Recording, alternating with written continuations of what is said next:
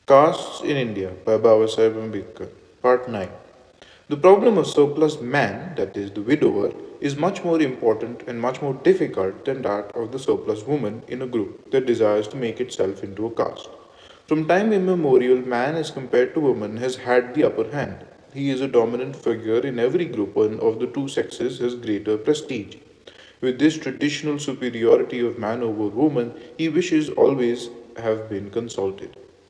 Woman, on the other hand, has been an easy prey to all kinds of iniquitous injunctions, religious, social, and economic. But this man, as a marker of injunctions, is most often above them all. Such being the case, you cannot accord the same kind of treatment to surplus man as you would to a surplus woman in a caste. The project of burning him with his deceased wife is hazardous in two ways. First of all, it cannot be done simply because he is a man. Secondly, if done, a sturdy soul is lost to the caste. There remains the only two solutions which can conveniently dispose of him. I say conveniently because he is an asset to the group. Important as he is to the group, endogamy is still more important, and the solution must assure both these ends. Under these circumstances, he may be forced, or I should say, induced after the manner of the widow, to remain a widower for the rest of his life. This solution is not altogether difficult, for without any compulsion, some are so disposed as to enjoy self imposed celibacy, or even to take a further step of their own accord and renounce the world and its joys. But given human nature as it is, this solution can hardly be expected to be realized.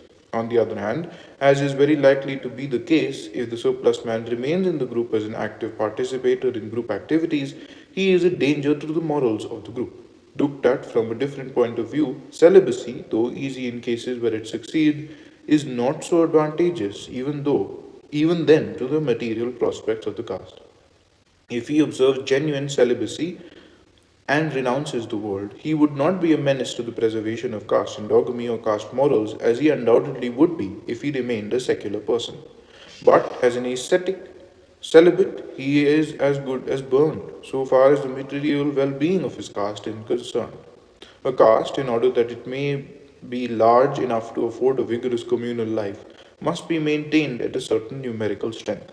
But to hope for this and to proclaim celibacy is the same as trying to cure atrophy by bleeding.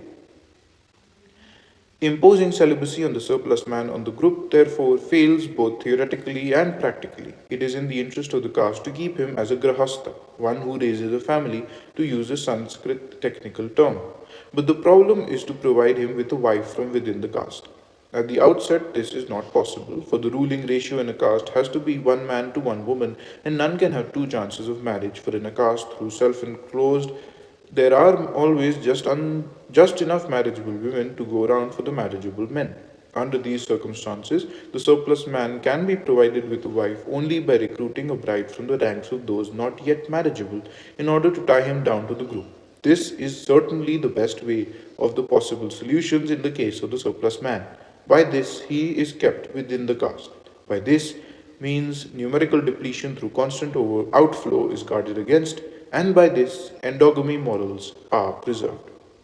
The end.